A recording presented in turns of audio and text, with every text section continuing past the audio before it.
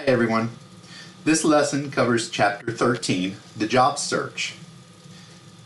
The chapter covers the basics of preparing for and conducting the job search, but our focus here will be on the cover letter and the resume. The main thing though is before you start writing your cover letters and resumes, you must do some self-analysis. We're talking about a career search, really, not a part-time hamburger flipping job. So, know yourself. Take a quick look at figure 13.2. The 4 steps of a successful job search. Analyze yourself, develop a strategy, create a customized resume, and know the hiring process.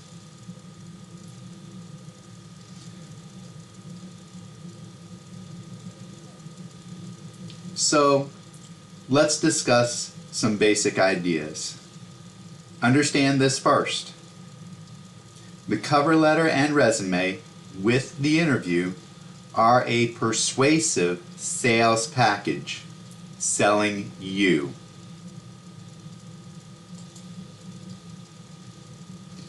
So, once you have done the self-analysis and have started the search, it is time to write the materials, the resume and the cover letter. It's a good idea to have 2 or 3 versions of your resume and cover letter geared toward different types of positions covering your career goals. Then you do not have to revise for every letter, only tweak some details.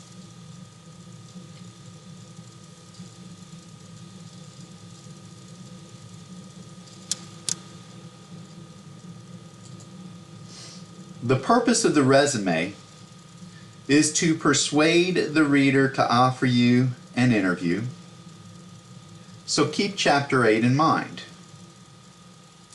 It must provide relevant details that match the job you are seeking, and it emphasizes reader benefits. It must be mechanically and grammatically flawless. We have 2 basic kinds of resumes.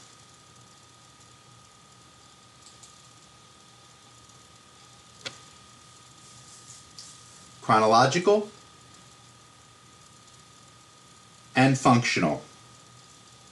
You can see these samples in Blackboard, in course content, then support materials, then resumes and cover letters.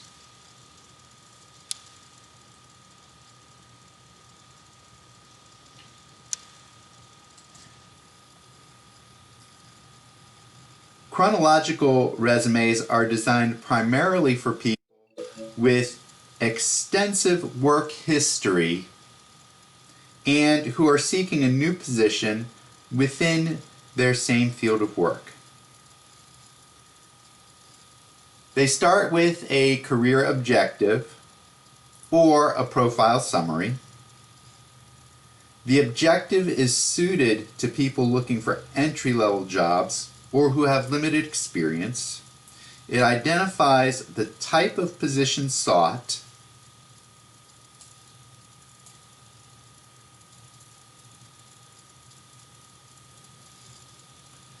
perhaps the type of industry, and sometimes emphasizes reader benefit.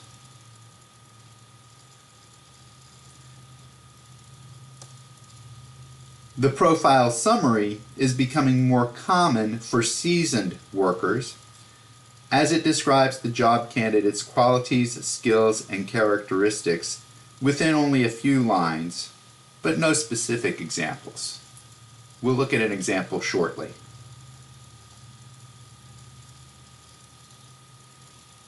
After the objective or profile summary, job candidates list in reverse chronological order, starting with the current or most recent job, going back about 10 years, their job history. This section identifies details about the jobs. I recommend putting the job title first, highlighted to stand out, as this is most important.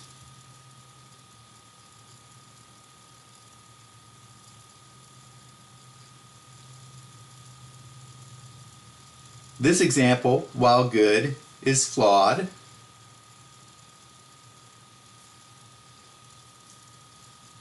What did this person do for Selig Landscaping? What was the position?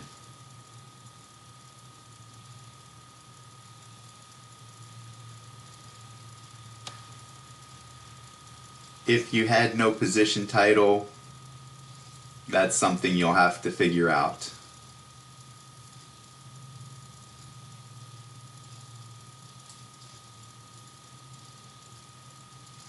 Don't put street addresses or zip codes.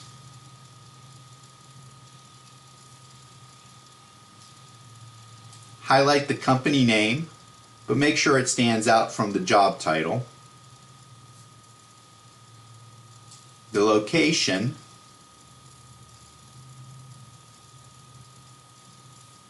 If outside of the country, add USA.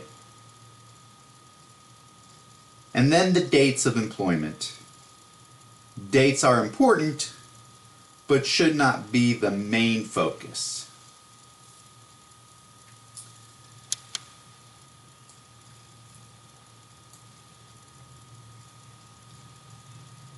Within each job item, writers then describe specific features, the tasks they performed, and accomplishments achieved, not as a simple list of duties, but as a way to demonstrate what the candidates can do for their prospective employers. Where possible, quantify.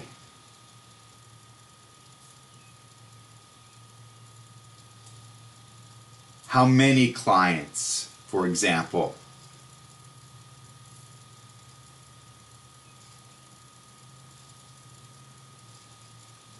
Don't simply say supervised employees. Instead, say supervised a team of 10 and then add what supervised means in this case.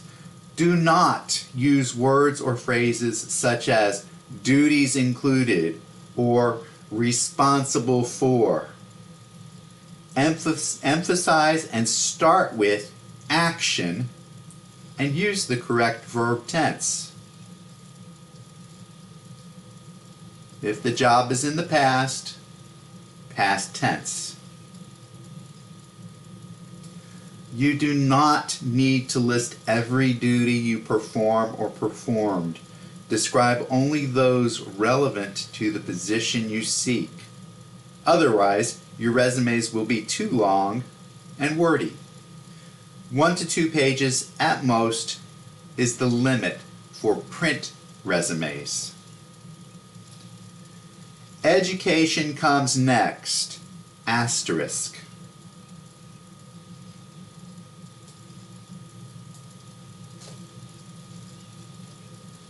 List college only if you are in college or have a college degree. High school is irrelevant unless you are creating a federal resume for a federal job.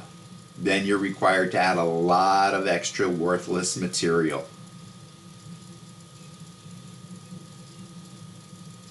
Again, use reverse chronology.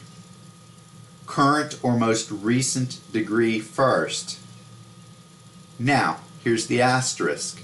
If your education is more impressive, more relevant than your work history, such as if you have a master's degree in your field and only a few years of experience, put your education above your work history. Other sections might be added, such as relevant awards received and the like. You do not need to add the line references available upon request. Readers expect you to have this already. Hobbies can be potentially useful if they are somehow related to your career goal. Volunteer work. If you do not have any yet, start now. Employers want to see your connection to your community.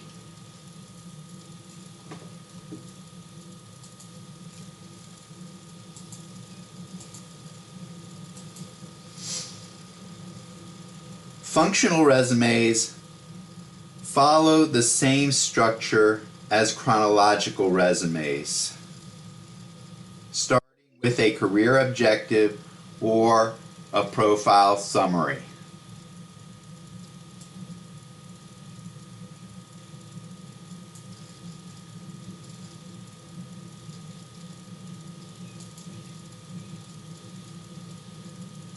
But they serve a different purpose. These resumes are best suited to people with limited or no real work experience, such as traditional college graduates or people who are pivoting to new careers, not just looking for a new job in their field. They are also suited to people who have large gaps of empty time between jobs, such as those who stopped working to raise children or care for elderly parents.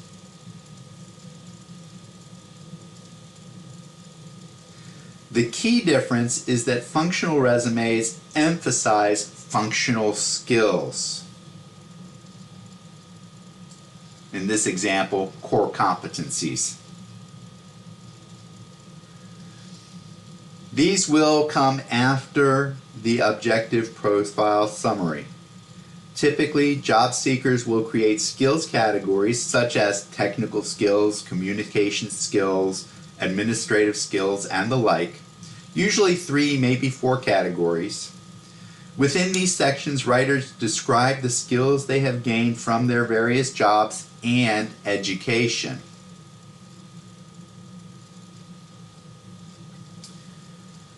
These should be described using present tense because they are skills that you have, emphasizing action. Supervise teams of 10 to 15 employees to do something. Administer policies using, and you can list techniques or protocols. Use certain computer software to prepare whatever it is that you're preparing, and so on. Note, you should describe unique skills, unique software applications. Everyone should know how to use MS Word and Excel. This is standard and expected. If that's all you're listing, well, if that's all you have, I suppose, list it. Okay? Make sure that the software is actually current as well.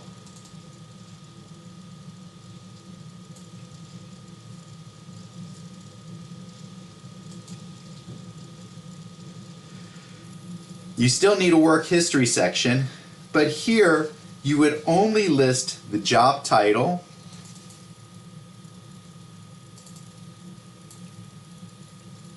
company name, location, and dates. You could specify the department in which you work as well. But you do not describe the work you did. This is covered in the functional skills section.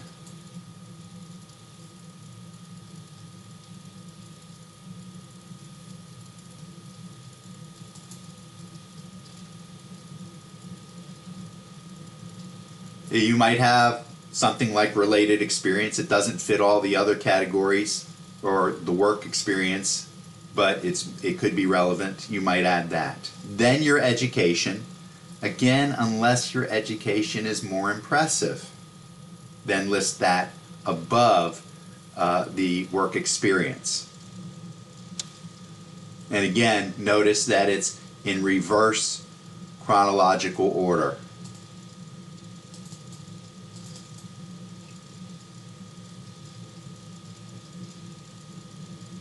If you are a member of professional organizations or even college organizations, or many professional organizations have subgroups for college students, join them and list them. A successful resume will almost always lead to a job interview.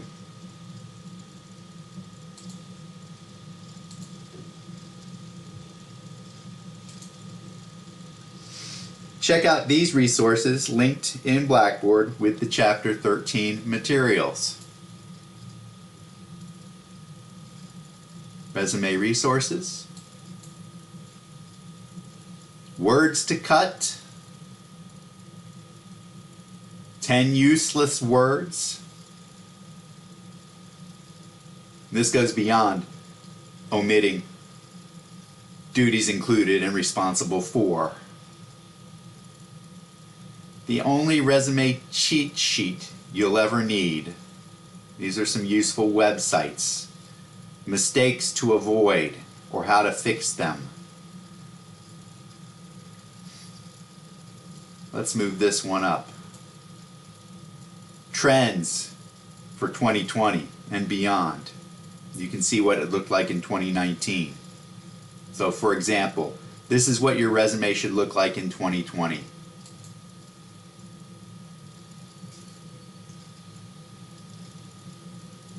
If you think I'm making stuff up, I'm not. Keep it simple. Format it nicely. Make it easy to read.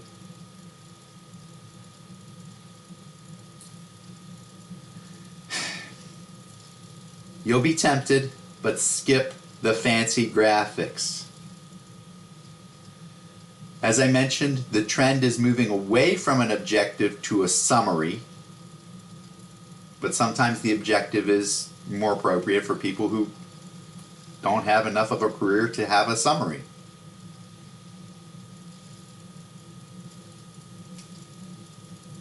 Latest experience first, emphasize your unique specific skills, and this is true even in a chronological resume.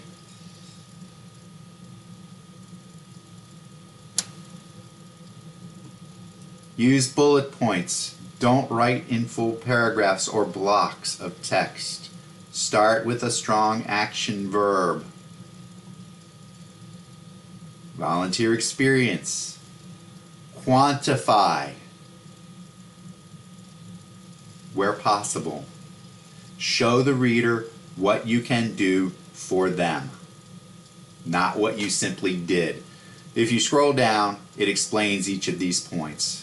You can find other resources similar to this. Here's the resume cheat sheet. Phrases to use, but again, make sure it's the correct verb form. Remember, the subject of the resume is I. I write clearly and concisely, or I negotiated and resolved differences.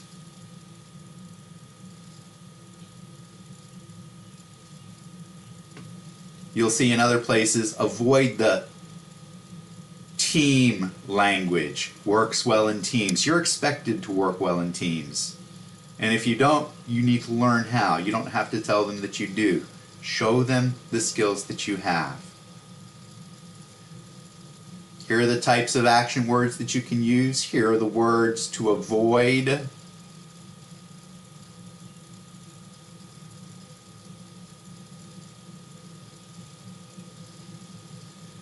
Use appropriate fonts for the body, for the actual content. Use a good, easy to read serif font, and use a nice, clean sans serif font for the headings.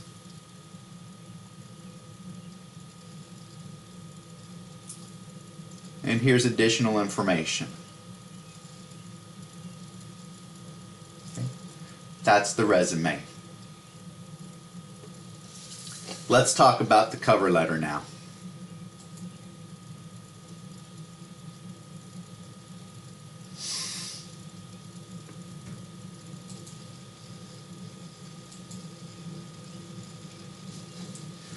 The purpose of the cover letter is to persuade the audience to read your resume.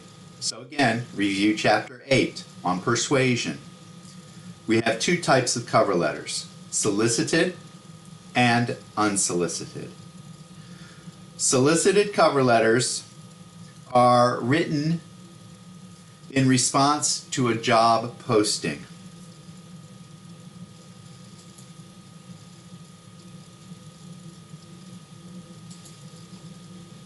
Or a job referral, say, from a friend who works for a company and knows about a job opening.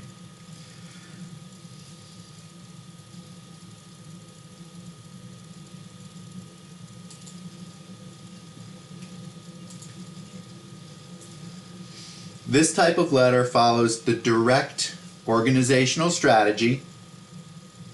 Start with the main point.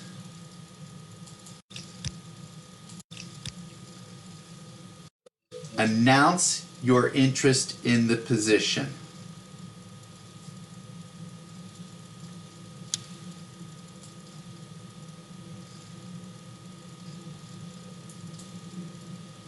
State where you saw the job advertised and when you saw the job advertised.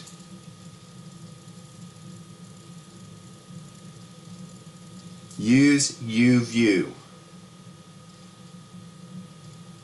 You can also add a brief reason, general statement for why you're interested in the position. In the next paragraph, introduce the product. That's you. Talk about specific features, skills, character traits, and the like that speak to the needs of the reader. Give a specific example or two that go beyond what is in the resume. Do not simply repeat what is in the resume. That's redundant and boring and not persuasive. Remember to focus on and emphasize reader benefits, not self-benefits. Close by motivating the reader to act. Ask for an interview. Do not assume one will be granted. Tell the reader how and when you can be reached. This is the type of cover letter you will write for your cover letter resume assignment.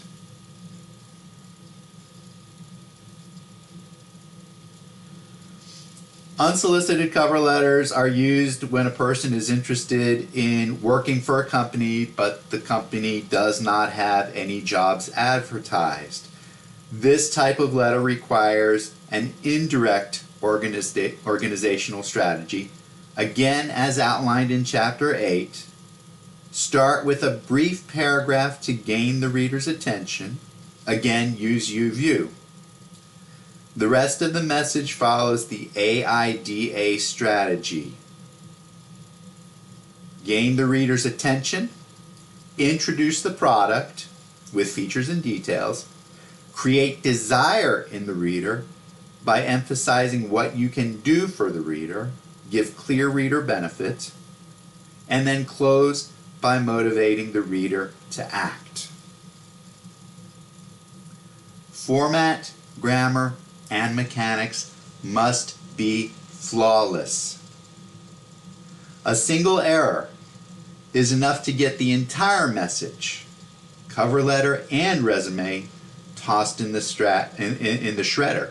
The same is true of the resume. A single error, a single misspelled word, a single comma out of place.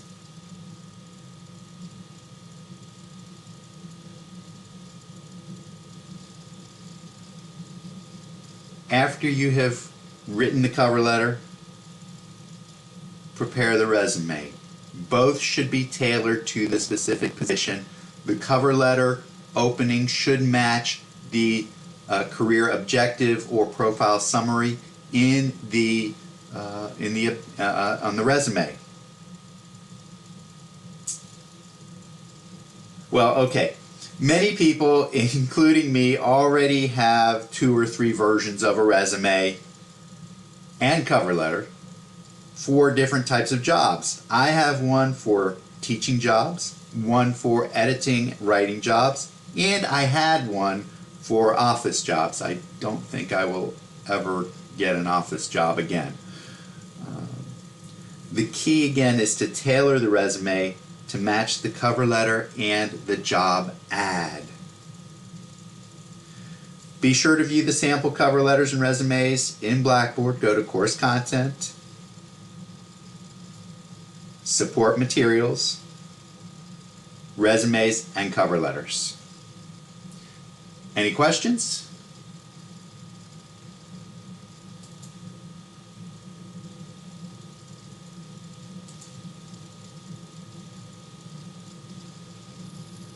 If you have questions, send me an email.